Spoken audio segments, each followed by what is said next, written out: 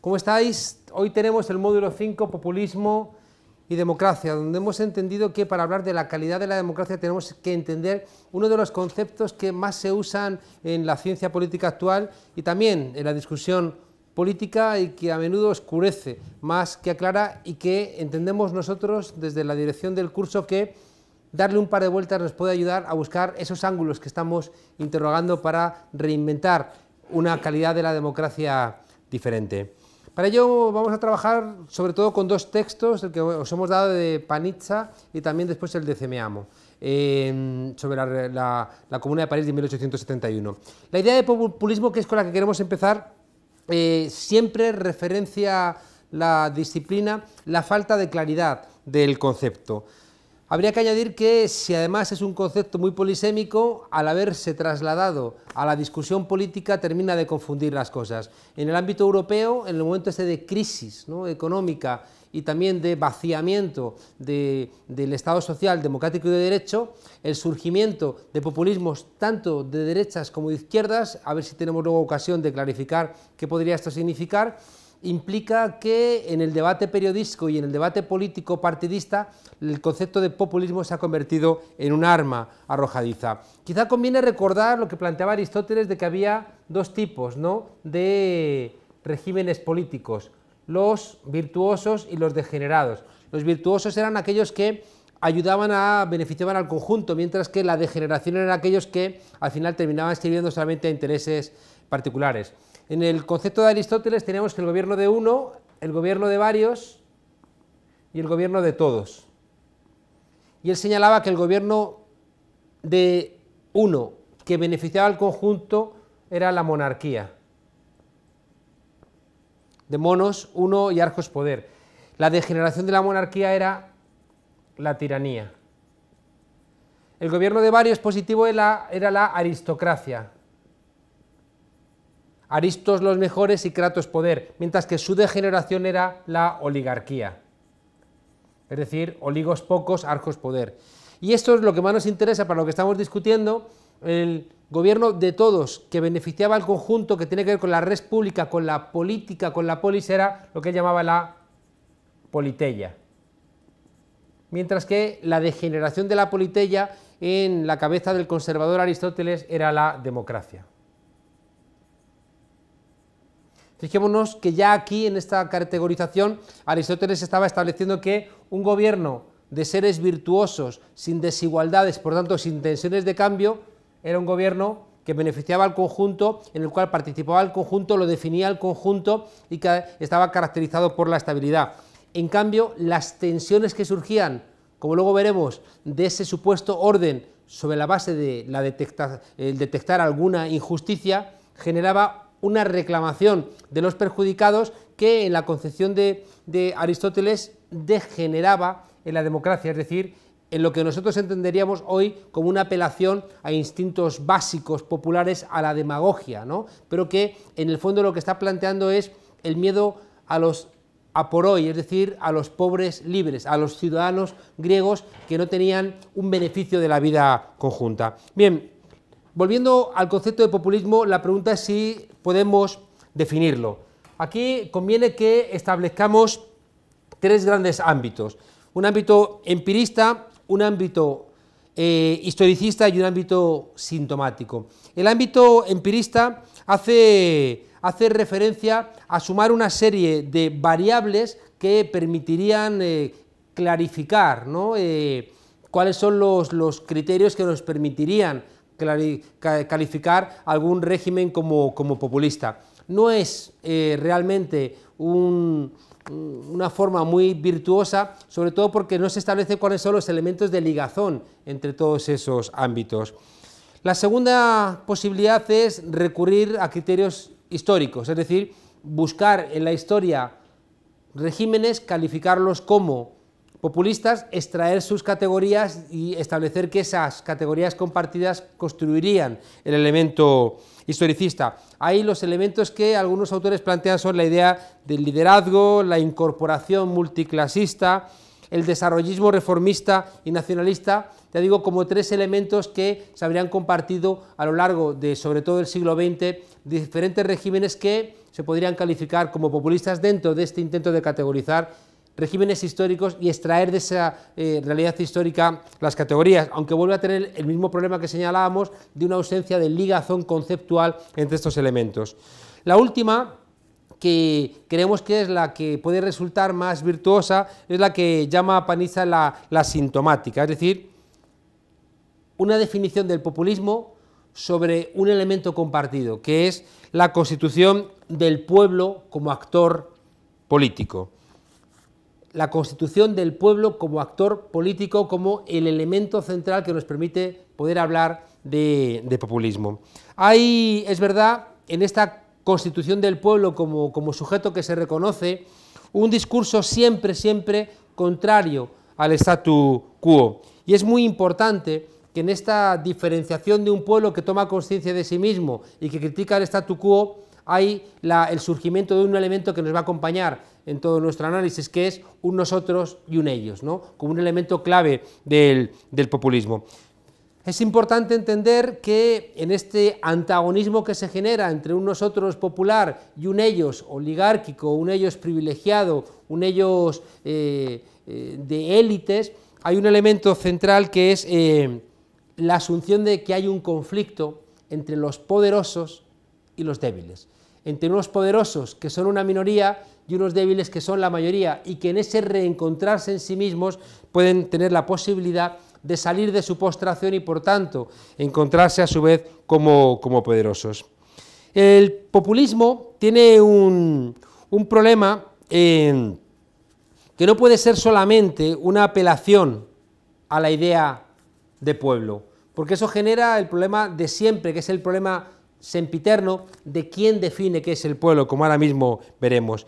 Esta apelación sin más al pueblo tiene un problema, y es que el populismo tiene siempre una fase de desidentificación y una fase de reidentificación, es decir, no se basa en un pueblo ya existente, sino que hay un elemento de constitución que es el que va a permitir el surgimiento de ese pueblo, pero como fase previa suele haber la necesidad de un elemento de desaprendizaje de las nociones que ese pueblo podía tener de sí mismo para convertirse en un pueblo, ya digo, diferente. Esta idea entre desidentificación y reidentificación nos suena en otro elemento que va a afectar al populismo, que es la existencia de una fase destituyente y una fase constituyente, que son dos elementos muy claros en ese proceso de desaprendizaje y de desidentificación, y la fase de construcción constituyente o de reidentificación. Insistimos que en este proceso otra vez surge uno de los elementos centrales de toda la discusión sobre el populismo, que es la necesidad del antagonismo, la necesidad de la idea de conflicto. Esto nos lleva a un elemento que también nos puede explicar por qué desde las estructuras de poder realmente existentes en nuestras democracias liberales y en las economías de mercado, en las economías capitalistas, hay un hecho que permite entender por qué el populismo suele ser calificado de una manera peyorativa. Y es por el hecho de que el populismo suspende la idea de la representación política y la va sustituyendo por un elemento de identidad. En ese sentido, el populismo va a disparar contra elementos que son consustanciales de nuestras democracias liberales. En el caso de España, un artículo que no tolera el funcionamiento esencial del populismo es el artículo 67.2, que se repite en todo el constitucionalismo liberal, que es el que prohíbe el mandato imperativo. Es decir, es un artículo que establece en la estela que marca la Revolución Francesa como la representación es una vez cada 4, cada 5 años, y entre tanto, de alguna manera, el pueblo regresa a su condición civil y deja en la representación política la gestión de los asuntos colectivos. El populismo plantea regresar de esa situación, por eso hemos planteado en nuestro análisis que repensar la democracia nos retrotrae a la Comuna de París de 1871, porque es precisamente un momento histórico en donde se anula el elemento de la democracia representativa y es sustituido por el elemento del revocatorio de los mandatos, que entonces aparece como un elemento central en una comprensión de una democracia que definamos como de calidad. Bien, hay una definición en el artículo que estamos trabajando de Panizza sobre populismo que es esencial y que creemos que nos ayuda a reinventarnos formas de democracia de mayor calidad, y es la idea de que el populismo siempre parte de un fracaso de las instituciones sociales y políticas existentes. Es decir, que la idea del populismo parte, ¿no?, de un fracaso de las instituciones sociales y políticas existentes y que eran las que enmarcaban a la ciudadanía dentro de un orden estable. Analicemos estos elementos. Por un lado, hay un fracaso de las instituciones como receptáculos que ordenaban la vida social y que enmarcaban a los ciudadanos. Y es precisamente esa ruptura lo que va a generar una quiebra de la estabilidad existente. Y en ese sentido ahora veremos que nos va a llevar directamente a las definiciones de política con las que empezamos este curso. Aparece en esta definición, como hemos dicho antes, sintomática del populismo y este planteamiento de la ruptura del institucionalismo existente, la figura, por supuesto, de Ernesto Laclau. Ernesto Laclau va a plantear que el populismo surge cuando existe una pluralidad de demandas y el sistema institucional no tiene la capacidad de absorberlas. Y ahí va a ocurrir lo que él llama una cadena de equivalencias, es decir, una serie de demandas que todavía no están articuladas como una posibilidad de construcción política clara. En el planteamiento de Laclau hay, en su idea de significante vacío y de cadena de equivalencias, hay un elemento que nosotros no terminamos de compartir y que lo hemos intentado explicar de otra manera. Nosotros hemos planteado que cualquier transformación social implica un proceso de toma de conciencia que pasaría por los siguientes elementos. Pasaría, en primer lugar, por la idea de existencia de un dolor, de un saber, de un querer, de un poder y de un hacer. Algo que ya señalamos en alguna clase anterior.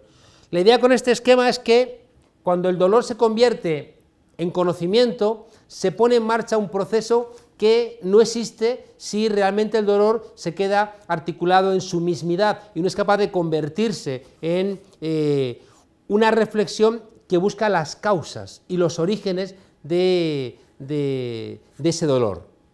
Hay un ejemplo claro que si alguien sufre algún tipo de maltrato, pero se da una explicación a sí mismo del maltrato que le hace culpable a sí mismo o que le lleva a la resignación, nunca convertirá el dolor en conocimiento. En cambio, cuando tú, por algún tipo de proceso, por un choque, por un comentario, por una lectura, por una experiencia, tu situación la conviertes en algo que tú lees como doloroso e innecesario, el dolor que tú sufres lo estás convirtiendo en conocimiento. Cuando el ser humano, que somos animales racionales, sabemos cuál es el origen de un dolor, es decir, hemos convertido el dolor en conocimiento, se pone en marcha el proceso de la voluntad. Y el proceso de la voluntad busca querer acabar con las causas de ese dolor. Ya tenemos 3 pasos: doler, saber, querer. Cuando uno quiere acabar con el dolor, uno tiene la necesidad de buscar el cómo. Me gusta siempre explicar esto con el caso de Espartaco. Espartaco, hijo y nieto de esclavos, que lo llevan a la escuela de gladiadores de Léntulo y allí le dan latigazos igualmente y realmente no convierte ese dolor en saber, porque también le daban latigazos en la mina. Pero aparece en la escuela de gladiadores una persona que era un esclavo que se había levantado, tenía que haber sido crucificado, pero lo habían condenado a galeras. Como se ponen de moda las peleas de gladiadores, sacan también de galeras a este esclavo, lo llevan a morir a la arena, pero antes de que fallezca le cuenta a Espartaco, en quien ha visto madera de líder, que él una vez fue libre, porque se levantó contra los amos, le quitaron los látigos, mataron a los soldados, y un Espartaco inquieto le dice: pero vendrían más soldados, pero también los derrotamos, pero vendrían legiones de Roma, también las derrotamos, y entonces contesta Craxio a Espartaco: fuimos libres durante 4 meses donde todo era de todos. Ahí ese caso es el que hace que el dolor se convierta en conocimiento. Luego aparece toda la reflexión de Espartaco de querer salir, pero se da cuenta de que él solo no puede y por tanto necesita el momento político, necesita la capacidad de la transformación y entonces reúne a los esclavos y les dice: mirad a vuestro alrededor, decidme una sola cosa que no hayáis construido vosotros. Miran alrededor y afirman: todo lo hemos construido nosotros. Bien, mirad otra vez a vuestro alrededor y decidme una sola cosa que os pertenezca. Miran a su alrededor y dicen: nada nos pertenece. Y entonces Howard Fast, el autor del Espartaco, pone en boca del líder de los esclavos una frase del manifiesto comunista. Le dice: bueno, pues entonces en la revolución no tenemos nada más que perder que las cadenas. Los esclavos de repente se dan cuenta y empiezan también su propio proceso de doler, saber, querer, poder y hacer. Cuando los esclavos entienden que quieren cambiar la situación, el momento político se actualiza y entonces al final se hace. Démonos cuenta de que en este procedimiento, si las cosas no se convierten, si el dolor no se convierte en conocimiento, nunca va a haber transformación. En el ámbito del populismo es esencial que ese pueblo que tiene una situación de carencia no resuelta, tiene que transcurrir por esta ecuación para transformar. Y ahí nos aparece otro elemento central de la política que lo señalamos en alguna clase anterior. Ese planteamiento bien relevante es el que nos diferencia a los dos tipos de política. La política entendida como razón, orden y paz, o la política entendida como voluntad, justicia y lucha. Estos dos elementos de la política, que los definimos en la primera clase, nos hacía entender que la esencia de la política era el conflicto. ¿Por qué? Pues porque al igual que si tú le quitas la escasez a una sociedad, no haría falta economía, por tanto la escasez es la esencia de la economía, pero eso no significa que la economía genere escasez, sino que la identifica y solventa los problemas de escasez. Si aplicamos esa pregunta a la política y nos interrogásemos acerca de qué hace falta quitarle a una sociedad para que no hiciera falta la política, aparece el conflicto. ¿Por qué? Porque si no hubiera conflicto, si viviéramos en una sociedad de ángeles, no haría falta política. Eso no significa que la política se encargue de generar conflictos, se encarga de identificarlo y de gestionarlo. Aquí tenemos los dos elementos de la política. La política como polis y la política como polemos. La política como consenso y la política como conflicto. Veamos que esto es esencial para entender toda la discusión del populismo y también la discusión acerca de la calidad de la democracia. ¿Por qué? Porque en la política como estabilidad, en un orden institucional, hay una razón compartida, que por ejemplo puede estar establecida en una constitución, genera una relación social basada en el orden porque cada uno tiene su lugar y su parte, y el posicionamiento ciudadano respecto de este orden del que se participa y de esta razón que se comparte es pacífico. Ahora bien, ¿qué ocurre? Que de esta razón compartida se extrae una voluntad particular. ¿Por qué? Porque donde el grueso de la ciudadanía puede leer el orden, alguien lee que hay una injusticia. Y por tanto, si esa voluntad que se ha extraído del orden por la identificación de una justicia quiere llegar a sus últimas consecuencias, tiene que posicionarse de una manera conflictiva respecto de ese orden. Pero esto es muy importante que lo entendamos para entender el populismo. El que tú te sitúes en esta parte del cambio social no implica que te pretendas quedar aquí, sino que tu voluntad es convertirte, tu elemento de justicia, incorporarlo como una razón colectiva que genere un nuevo orden y una situación pacífica. Démonos cuenta de que todos estos elementos plantean una nueva identidad popular. Es decir, cuando una población hace el camino de doler, saber, querer, poder y hacer, está construyendo una nueva identidad sobre la base de las necesidades que ya no le satisface el régimen anterior.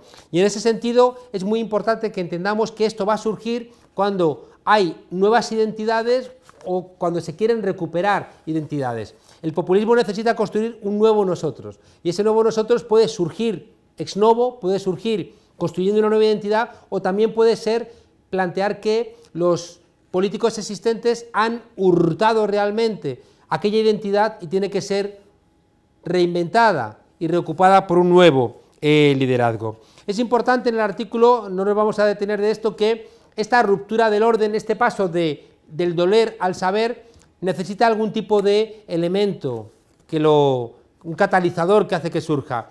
En el artículo hemos visto que eso puede ser una crisis económica, una guerra, una catástrofe.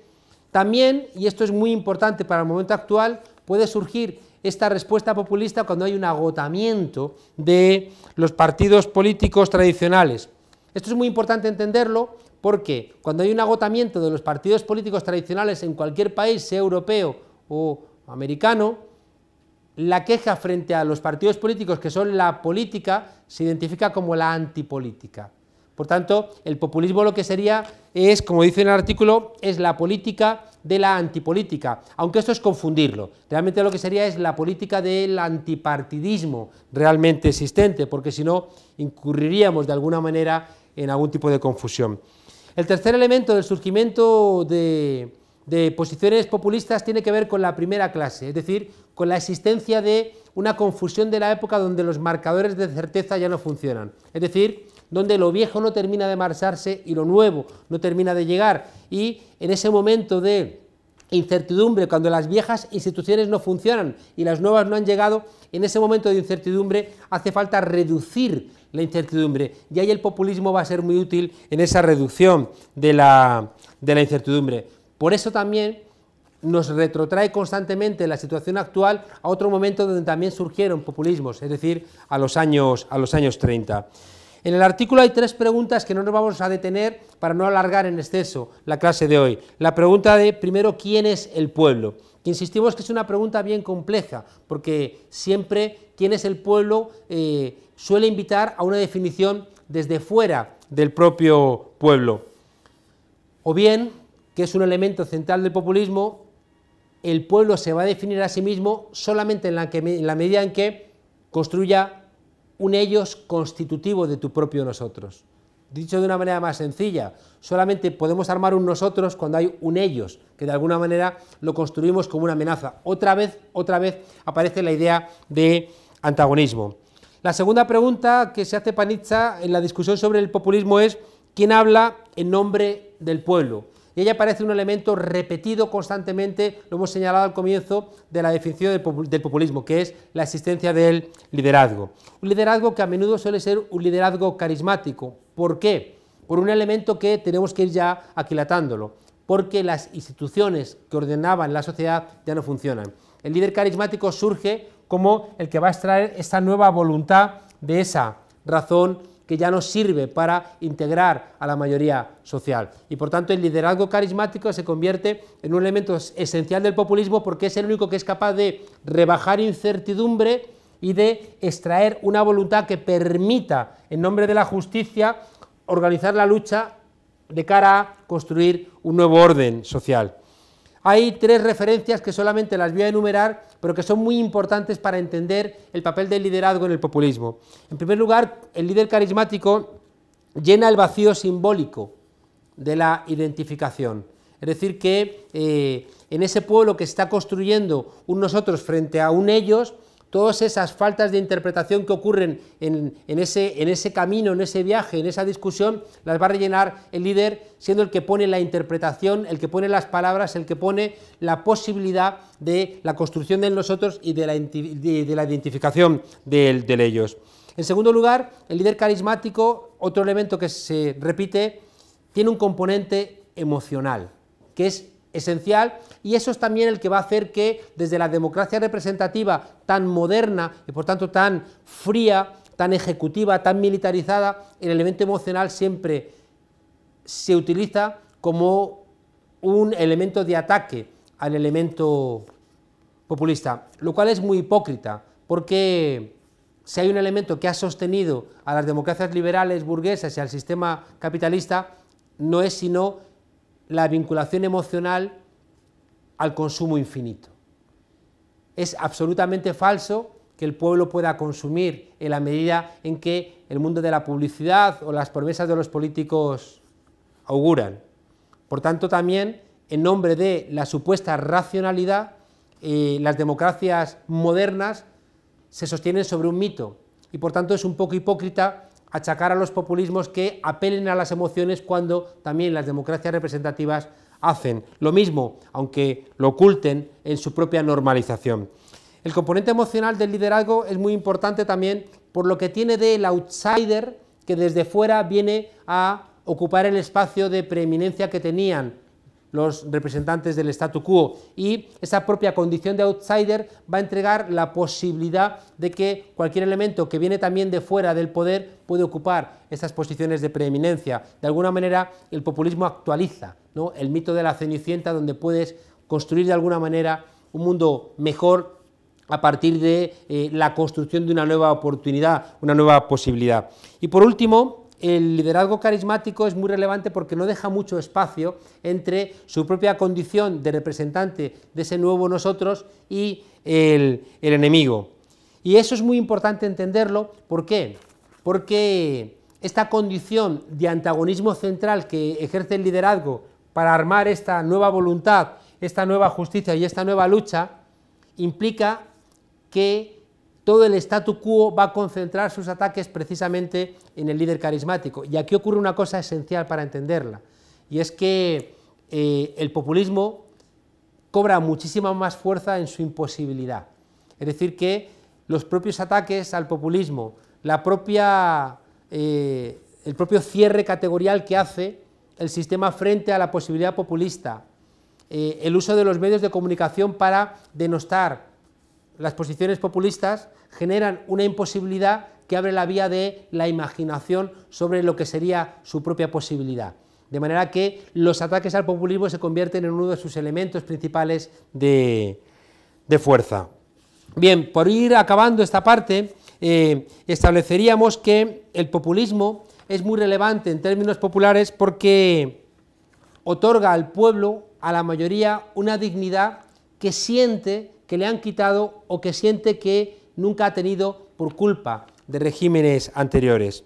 Fijaos que este planteamiento de otorgar una nueva dignidad a quien nunca la tuvo o a quien siente que la ha robado genera la posibilidad de que los nadie se sientan alguien. Es decir, que el populismo, al recuperar de alguna manera esa dignidad no actualizada, permite que las mayorías empiecen a sentirse también importantes, no solamente en periodos electorales, sino se empiezan a sentir importantes como los constitutivos del nosotros, que al menos en la teoría le correspondía a la soberanía popular. Hemos visto que quizá el principal momento populista no está, como se plantea en algunos trabajos, en los años 90 del siglo XIX, en Estados Unidos o después en la Unión Soviética y en el entorno previo, ¿no?, de Rusia, sino que es bastante probable que debiéramos encontrar los primeros rasgos extremos de eso que se llama populismo en el levantamiento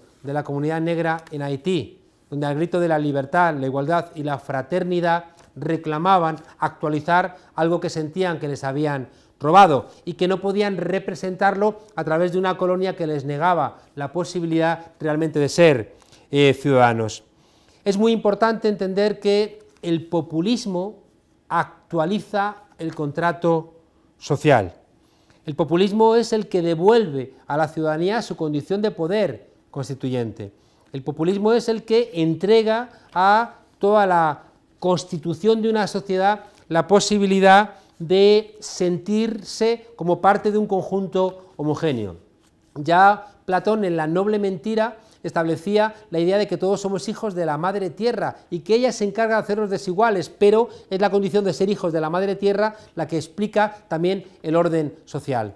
El populismo, al devolver otra vez a cada uno de los miembros de la comunidad la obligación de actualizar su condición de parte del poder constituyente, genera, ya digo, una situación originaria que tiene que aterrar necesariamente a los poderes constituidos porque una de las claves de la democracia representativa es que el poder constituyente ya no está en el pueblo, sino que el poder constituyente reposa en el poder constituido, en las propias constituciones, en los parlamentos o en los partidos políticos. El populismo lo que va a establecer es precisamente lo contrario, que tiene que regresar el poder constituyente realmente a quien le corresponde, esto es, al pueblo.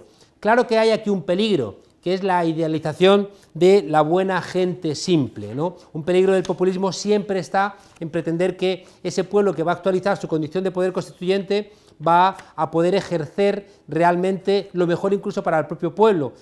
Es realmente cierto que no tiene por qué ser así, ¿no? Pero esto nos lleva a la discusión de si no es necesario realmente, como el paso previo del populismo, el convertir el dolor en conocimiento, es decir, el establecer las bases para que esa ecuación de la transformación, doler, saber, querer, poder y hacer, se actualice en la primera parte en forma de conciencia.